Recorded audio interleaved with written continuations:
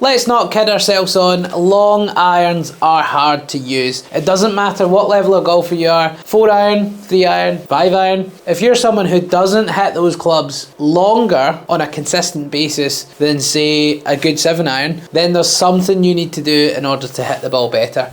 Really often I'll give an amateur a gapping session. So just trying to find out how far all their clubs go. And we would see nice gaps between pitch and wedge and 9 iron, 9 and 8. 8 and 7, so nice sort of 10-yard gaps, and then once they get beyond 7 iron, so they're 6, they're 5, they're 4, there's not necessarily that gap that there is with all the other clubs, and that's due to inconsistent ball striking and perhaps not setting up the way that they should. So this video is going to talk about how to strike your long irons better, how to launch them higher, because a lot of amateurs really struggle to launch those low lofted irons, and just in general, just to be more consistent, find nice gaps, and have a reason to use a 5 iron rather than just use 7 because it's more consistent. So let's talk number 1. Obviously at setup it's going to be different. It's not a 7 iron anymore. You've got a 4, a 5, a 6. You've got something with less loft on it. You're going to have to play that slightly different. So the adjustments that you would make when using a long iron, rather than having a 7, 8 or 9, something that's quite central in the stance, something where your chest and your belt buckle are kind of lined up. There's not necessarily any tilts of the spine. So the reason you do that for a 7, 8 or 9, that creates a more descending blow. You've got the middle of your chest in line with your belt buckle. You've got the ball in the middle,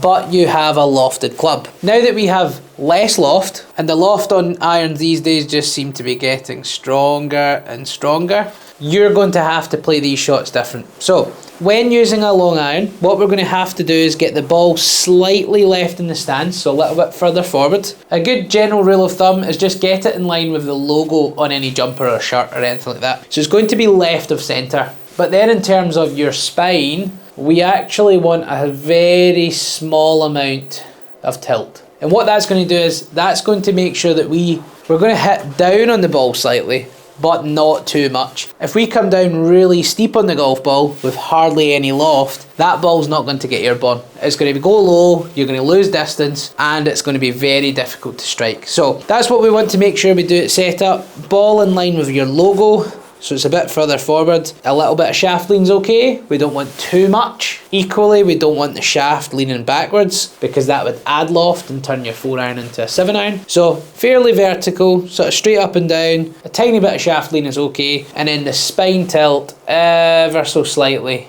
away from the target. Weight distribution, about 50-50. We don't want to lean too much on the left side. Again, that could lead to too much of a downward blow. And equally, we don't want to lean on the back foot because that could get the bottom of the swing before the ball. You're going to strike it poorly. There's going to be lots of fats and thins. So about 50-50, maybe 55 on the left side, but not too much either way. So by doing that setup, we should get rid of those shots where you have the ball too far back. You might hit it okay, but it launches really low like that shot on the screen. So that should put an end to that one. Common things that we don't want to do when using a long iron, we do not want to help that ball up in the air. So don't be leaning back in an effort to get the ball up. You're going to get fats, you're going to get thins, you're going to struggle with your consistency of strike if you do that. So take that setup and make sure you are shifting your weight onto the front foot. So the ball is forward underneath the badge, the tilt is slightly away from the target,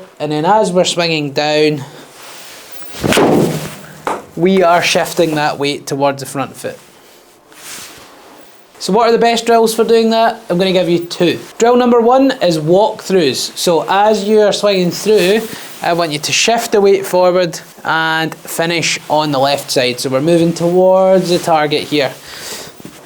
We're giving it the full Gary Player.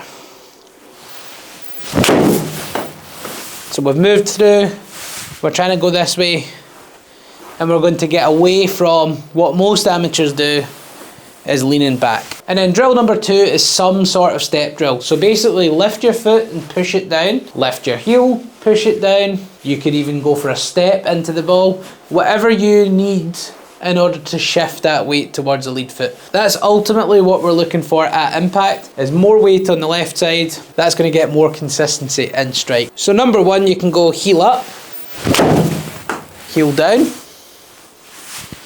Number 2, you can go lift, push. So lift up, push down.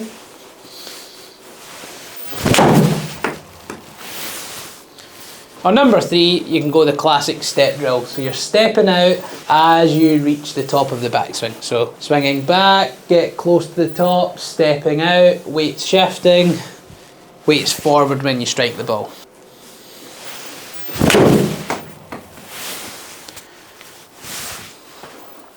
So these drills are excellent if you're looking to improve your long irons. So make sure you're setting up properly, make sure you get a good ball position, and make sure you're shifting your weight. If you do these 2 things, you're doing 2 of the most important things for a long iron, and hopefully that will get you that consistency, those nice gaps between every club, and get more amateurs away from hating on their 3, 4, 5, 6 iron. So give those a try. If you found this video helpful, please do click that like button. Subscribe to the channel for more golf tips like this, and if you check out the description link down below, you'll see just here that you can get a free golf lesson with me on the Skillest app. All we need to do, follow me on that link, send me some of your swings, and then we can get started at improving your game. So get yourself to the range, take out these long irons, start working on these things from today's video, and start getting more success with the long irons.